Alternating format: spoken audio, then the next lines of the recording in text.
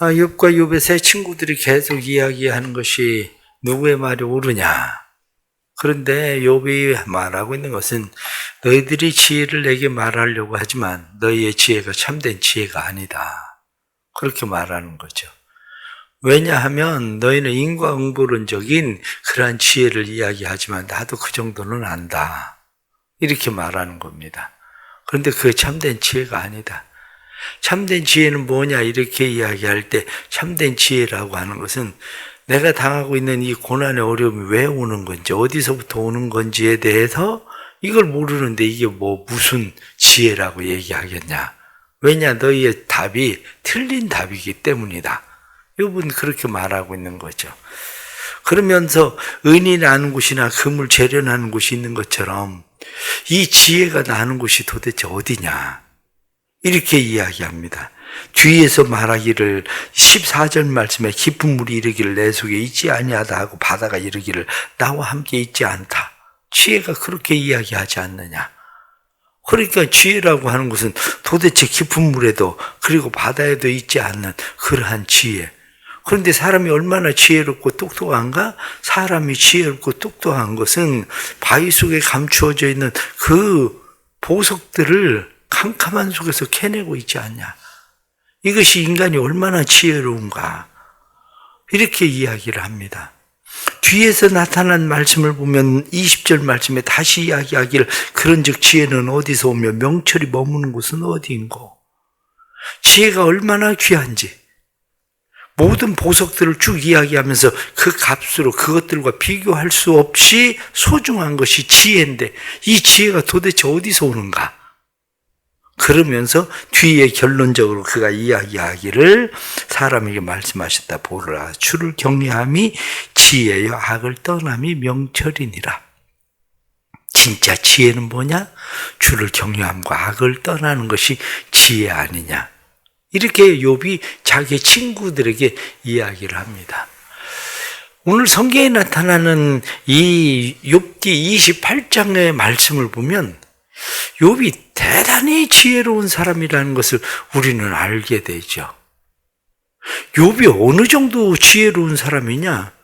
욥이 지혜롭다고 우리가 말할 수 있는 것은 욥이 지구가 허공에 매달려 있다는 사실을 알고 있는 사람. 지구가 허공에 매달려 있다는 사실을 안 지가 얼마나 됩니까? 사실 얼마 안 되거든요. 지구가 허공에 매달려 있다. 그것을 욥이 알고 있어요. 그것뿐만 아니라 오늘 성경에 나타나는 말씀을 보면 5절 말씀에도 음식은 땅으로부터 나오나 그 밑은 불처럼 변하였도다. 지구의 밑에, 땅 밑에 불이 있다는 사실을 욥은 알고 있었어요. 그런데 인간이 이 땅 속에 불이 있다. 이렇게 이야기하는 거, 이걸 알고 있는 것은 사실은 얼마 되지 않습니다.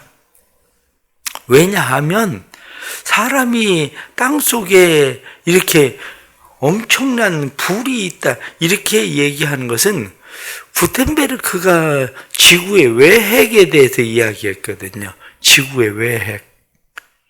그러니까 지구라고 하는 것이 있으면 이 지구가 외핵과 내핵이 있을 거다. 이렇게 지구의 외핵과 내핵을 발견한 사람이 누구냐면 구텐베르크거든요. 근데 이 구텐베르크가 그 내핵과 외핵 이것을 발견하는 것이 1936년입니다. 얼마 안 돼요.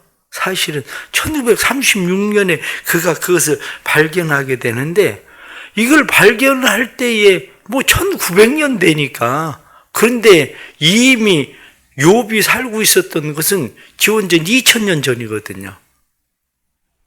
그러니 어떻게 이것을 알았을까? 욥은? 우리가 알고 있는 것처럼 사실은 이 천동설이라고 하는 것이 2세기 초에 클라우디오 프톨레마우스라고 하는 사람이 천문학의 집대성이라고 하는 것을 쓰면서 천동설, 한마디로 천체가 돌고 있다라고 하는 것을 책으로 낸 거였어요. 그게 2세기 초예요. 2세기 초에. 그런데 욥은 그보다 벌써 오래오래 전에 허공에 지구가 매달려 있는 거야. 이렇게 그걸 알고 있었던 거죠.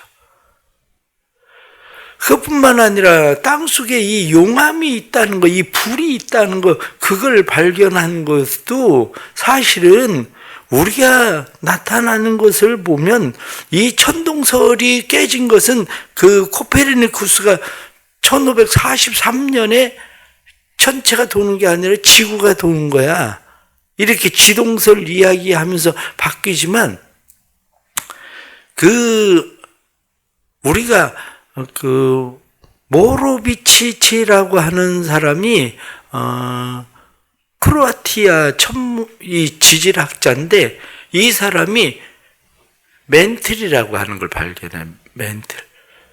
외핵과 내핵만 있는 게 아니라 이 멘틀이라고 하는 게 지구에 있다. 이 멘틀 그것을 발견하면서 거기서부터 어떻게 지진을 발견해내게 되는 그런 것들을 발견하죠. 사실 그런 거 발견한 게 1905년밖에 되지 않는 이런 상황들, 이런 것들을 우리가 생각해 보면 욥이 도대체 그 시대에 어떻게 땅속에 불이 있다는 걸 알았을까? 땅속에. 이게 욥이 가지고 있었던 지혜죠. 그런데 뒤에 나타나는 말씀을 보면 25절 말씀에 보면 어떤 말씀도 나오냐면 바람의 무게를 정하시며 이렇게 돼 있어요. 바람의 무게. 바람의 무게라고, 이 바람의 무게라고 이야기하는 것이 지금 얘기하면 기압이에요. 기압. 대기압. 그러니까 사람이 1m, 1m, 가로, 세로 1m 이렇게 이야기하면 1m, 가로, 세로 1m 안에 이 기압의 공기의 이 무게가 얼마나 되느냐 이렇게 이야기할 때 사람들은 그게 무슨 무게가 있겠냐 이렇게 이야기하지만 그 무게가 1.3g입니다. 1.3g. 그러니까 이러한 무게를 알고 요즘은 그래서 대기압, 저기압 이런 이야기 하잖아요. 바람의 무게. 그런데 욥은 이 바람의 무게가 있다. 이렇게 이 바람의 무게를 쉽게 기압의 무게를 느끼는 것이 뭐냐면 우리가 어떤 높은 산에 올라가면 쥐가 갑자기 이렇게 멍해지잖아요. 쥐가 멍해지는 거. 그런데 이 바람의 무게, 기압에 의해서 우리가 멍해지는 거, 그거 사실은 여기 이제 기록에 보니까 이 무게라고 하는 것이 아주 작은 거라는 거야. 사람이 한 5층 높이만 올라가도 어떤 사람은 그 무게를 느끼는 사람들이 있다는 거죠. 5층 높이만 올라가도. 그래서 이러한 것들에 대해서 뿐만 아니라 여기 그 다음 25절 말씀에 나타나는 것을 보면 물의 분량을 정하시며, 물의 분량도 하나님이 정하셨다는 거야. 물의 분량도.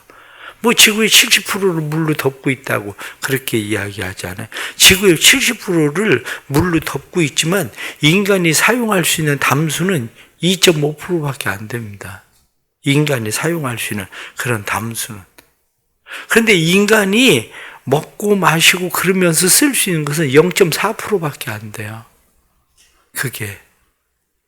그러니까 이러한 모든 것들에 대해서 욥은 알고 있었어요. 무엇을 알고 있었냐면 이 지구에 대해서도 그리고 또한 바람의 무게 이런 것들에 대해서도 욥은 나름대로 탁월한 지혜를 가지고 있었는데 문제는 뭐냐면 도대체 고난이 어디로부터 오나? 고난이 왜 오나? 이걸 모르겠다는 거야. 너희가 말하는 대로 나쁜 짓을 해서 고난을 당한다면 그게 답이라면 그게 맞을 것 같은데 난 그렇지는 않다는 거예요. 내가 그렇게 나쁜 짓을 해서 고난을 당한 거라면 너희는 왜 괜찮으냐는 거예요. 다른 사람들은 왜 괜찮으냐는 거예요. 그렇다면 그러면 왜 선한 사람, 착한 사람들은 일찍 죽기도 하고 그 사람들은 왜 잘못된 일을 만나느냐 이거죠. 그러니까 욥이 지금 알고 싶은 것은 뭐냐면 욥은 나름대로 돈을 가지고 싶은 대로 가져봤잖아요. 한마디로. 자녀도 10명 이상 있고 본인이 누리고 싶은 대로 누리고 살 수 있었던 삶이 있었는데 그가 여전히 이제 와서 궁금해지는 것은 뭐냐면 참된 지혜는 무엇인가? 말씀에 나타나는 것처럼 도대체 그 지혜라고 하는 것은 어디서 얻으며 명철이 있는 곳은 도대체 어디일까? 그것은 머무는 곳이 어디인가? 누구로부터 오는가? 그 이야기를 하면서 결정적으로 욥이 이야기하는데 그게 뭐냐면 내가 가르쳐 줄게. 내가 말해볼게. 그것은 진짜 지혜라는 것은 하나님을 경외하는 거야. 악을 떠나는 것이 지혜야. 이렇게 말하고 있는 거죠. 그렇습니다. 인생을 살아가면서 지혜로운 사람이냐 지혜롭지 않은 사람이냐 이것이 우리는 어떻게 이 문제를 해결합니까? 참된 지혜라고 하는 것을 고린도전서 1장에 나타나는 말씀을 보면 고린도전서 1장에 하나님께서 사람보다 지혜로우시다. 그런데 사람보다 지혜로우신 하나님이 선택하는 방법이 뭐냐? 이렇게 이야기할 때 그 하나님께서 사람이 보기에는 미련한 것 같이 보이는데 전도에 미련한 것? 하나님은 그걸 사용하신다. 오히려 그렇게 얘기해요. 왜 전도에 미련한 것을 하나님이 사용하시나? 이렇게 이야기할 때 사도 바울이 보고 있는 진짜 지혜는 그럼 뭐냐? 이렇게 이야기할 때 진짜 지혜는 여호와를 경외함, 악에서 떠남, 그것은 무엇인가? 이렇게 이야기할 때 예수 그리스도. 그분을 발견하는 것이야말로 진짜 지혜다. 이렇게 말하는 거죠. 은이 나는 곳, 금이 나는 곳, 아니면 철이나 동이 나는 곳을 발견해서 땅 속에 있는 그것을 캐내는 사람들이 지혜로운 것 같지만 욥이 말하고 있는 것처럼 은이나 금이나 보석이나 무엇으로도 그 가치를 따질 수 없는 진짜 지혜는 뭐냐? 그 지혜는 하나님을 발견하는 건데 하나님이 주시는 지혜를 발견하는 악을 떠나는 방법이 뭐냐? 이렇게 이야기할 때 악을 떠나는 방법은 인간이 악을 떠날 수 없다는 거예요. 인간이 악을 떠날 수 있는 것이 아니라 하나님께서 인간 안에 있는 악을 제하는 방법을 가르치시는데 그게 뭐냐면 그게 바로 예수 그리스도다. 이렇게 말하는 거야. 그래 사람들은 스스로 자기가 지혜롭다 하고 사람들은 스스로 내가 선하게 착하게 산다고 생각하고 그래서 사람들은 그렇게 인생을 살아가지만 하나님이 보실 때는 그건 지혜가 아니라는 거야. 왜 그게 지혜가 아니냐? 지금까지 쭉 이야기하던 것처럼 사람이 아무리 밝아도 달처럼 해처럼 인간이 밝아질 수 있느냐? 사람이 아무리 깨끗하고 의롭게 산다고 이야기해도 사람이 하나님 앞에서 의로운 존재가 될 수 있느냐? 욥이 지금 그 이야기를 하고 있는 거거든요. 인간이 하나님 앞에서 달빛이라도 햇빛이라도 하나님 앞에서 어떻게 그렇게 밝다고 이야기하겠느냐? 인간이 하나님 앞에서 벌레 같은 인간이 어떻게 의롭다 할 수 있겠냐? 인간이 무엇을 한들 그게 무슨 하나님에게 도움이 되겠냐? 아무것도 안 된다는 거예요. 그렇다면 하나님이 의롭게 여기시는 게 뭐냐? 이렇게 이야기할 때 그 의는 로마서에 나타난 말씀처럼 로마서는 하나님께서 한 의, 그것을 우리에게 주셨는데 그 의가 누구냐? 그 의가 바로 예수 그리스도. 그분이 하나님의 주신 의라는 거예요. 그 의를 발견하지 못하면, 그 의를 소유하지 못하면 그 사람은 지혜로운 사람이 아니라는 거예요. 그게. 결국 우리는 세상에서 어떻게 하면 좀 더 지혜로울까? 사람들이 지혜롭고 싶은 이유가 뭡니까? 지혜롭고 싶은 이유가 뭐냐면 인과응보적인 지혜예요. 어떻게 하면 좀 더 잘 먹고 편하게 잘 살까? 그러려면 하나님 앞에서 우리가 어떻게 좀 더 착하게 바르게 살 수 있을까? 그러면 착하게 바르게 살면 하나님께서 우리에게 복을 주시고 하나님께서 우리를 건강하게 하시고 하나님께서 우리를 잘되게 해주시지 않을까? 사람들은 그렇게 생각해서 그것을 찾으려고 그것을 행해보려고 열심히 노력하지만 그러나 욥기를 읽으면 읽을수록 깨닫게 되는 것이 뭐냐면 그걸 가지고 하나님 앞에 의롭게 될 수 있는 인간은 없구나.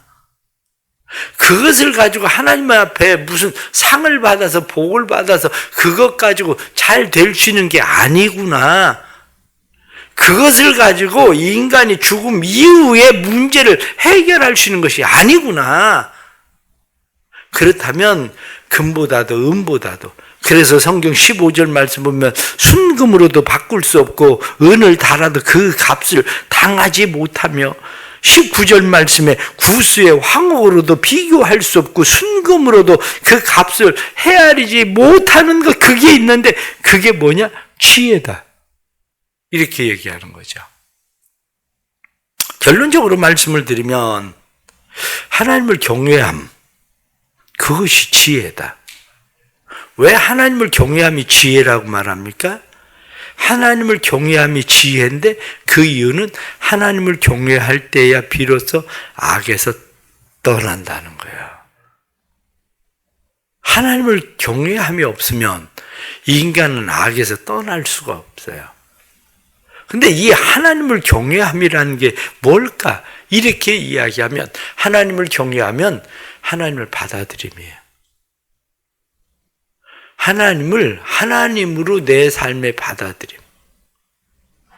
하나님을 경외함이라고 하는 것은 하나님을 내 삶에 받아들여 그분이 내 삶의 주인 되신다는 것을 인정함이에요. 그것은 단순히 주인됨을 인정하는 것이 아니라 내 모든 죄를 사하실 수 있는 분이 그분밖에 없다는 것을 인정하는 거예요. 사람들은 종종 생각합니다. 마태복음에 나타난 말씀처럼 나더러 주여 주여 하는 자마다 다 천국에 들어갈 것이 아니다. 사람들은 그렇게 생각합니다. 그런데 그 말이 무슨 말인가를 잘 이해를 못해서 사람들은 나더러 주여 주여 하는 사람마다 하나님 나라 가는 게 아니라 착한 일을 해야 된다. 내가 줄였을 때에, 내가 옥에 갇혔을 때에, 내가 벗었을 때에 무엇을 하는 사람, 그 사람이 하나님 나라에 들어가는 사람이다. 그래서 사람들은 마음 가운데 늘 가지고 있는 생각이 뭐냐면 지금 상태로는 하나님 나라에 들어가지 못할 것 같은데 왜 내가 주여 주여 그런다고 해서 지금 하나님 나라 가는 게 아니라 뭔가를 해야 될 것 같은데 이렇게 자꾸 생각해요. 그런데 뭔가를 해야 될 것 같다고 이야기를 하면 욥의 친구들은 지금 아무 일들이 자기들의 삶에 일어나는 일이 없으니까 잘 먹고 잘 사니까 그들은 내가 뭔가를 해서 잘 먹고 잘 산다고 생각을 하는 거죠. 그런데 욥의 입장에서는 어떻습니까? 내가 뭔가를 하고 있는데 난 왜 그럼 이렇게 살지? 이 문제란 말이에요. 그러면 진짜 악에서 떠난 게 뭔가? 이렇게 이야기할 때 욥의 친구들은 자기 의를 지금 계속 내세우고 있는 거예요. 자기 의. 그런데 욥이 보니까 내 의를 내세워 봐도 내 의를 가지고 내가 그렇게 너희들이 생각하는 것처럼 될 수 있다면 나는 왜 망했을까? 그거죠. 결국 그 얘기가 무슨 얘기냐면 나더러 주여 주여 하는 사람들마다 이렇게 이야기할 때 사람들은 욥의 친구들처럼 그렇게 무엇인가를 잘해서 하나님 앞에 인정받고 그래가지고 사람들이 성공하고 건강하고 무엇이 잘 되는 사람만 나는 그러면 지금 구원받는 것처럼 욥의 친구들처럼 하나님 앞에 인정받고 나는 구원받아서 지금 이렇게 살고 있는 것처럼 생각하는 거죠. 그러나 욥이 바라볼 때는 그게 아니라는 거예요. 욥이 바라볼 때는 지금 내가 힘들고 어려운 이 상황 속에서도 여전히 내 안에 있는 것은 뭐냐면, 내 안에 발견하는 것은 하나님은 여전히 살아계시다. 어제 말씀에 나오는 것처럼 하나님은 여전히 살아계시다. 사실은 그거거든요. 하나님은 살아계시다. 그 하나님을 발견함, 그 하나님을 경외함, 그것이 지혜야. 너희가 아무리 그렇게 이야기해도 나는 하나님을 경외함으로 악에서 떠나고 나는 여전히 내 길 그냥 갈 거야. 이거야. 결론은 그렇습니다. 결론은 우리의 의를 가지고 구원받지 못한다는 거예요. 우리의 의를 가지고 구원받는 것이 아니라 하나님께서 한 의, 다윗의 씨로부터 한 의를 우리에게 주셨는데 그 의이신 예수 그리스도를 받아들임, 그것이 하나님을 경외함의 지혜라는 거예요. 예수 그리스도를 받아들일 때야 비로소 우리의 삶에 죄사함이 있는 겁니다. 예수 그리스도를 받아들일 때야 비로소 하나님께서 우리를 의롭다 인정하시는 거예요. 그것을 보고 우리는 의롭다 하심을 얻느니라. 이게 바로 참된 지혜인 거죠. 결국 우리는 다른 사람들에게 왜 복음을 전합니까? 우리가 다른 사람들에게 복음을 전하는 이유는 그들에게 복음을 전할 때에 그 복음이 그들을 구원할 수 있다는 것을 우리는 알기 때문이죠. 고린도전서 1장 25절 말씀에 하나님의 어리석음이 사람보다 지혜롭고 하나님의 약하심이 사람보다 강하니라. 하나님의 지혜로우심이 뭐냐? 그것이 고린도전서 1장 18절 말씀에 십자가의 도가 멸망하는 자들에게는 미련한 것이요 구원을 받는 우리에게는 하나님의 능력이라. 바로 예수 그리스도의 십자가의 도, 지혜가 어디 있느냐? 선비가 어디 있느냐? 변론가가 어디 있느냐? 하나님께서 이 세상의 지혜에 미련한 것으로 여기신다. 오직 예수 그리스도로만 하나님께서 하나님의 지혜로 전도에 미련한 것으로 믿는 자들을 구원하시기를 기뻐하신다. 그렇게 말씀하는 거예요. 그러기에 그리스도인들은 마음 가운데 이게 분명해져야 다른 사람들에게 복음을 전할 수 있는 거예요.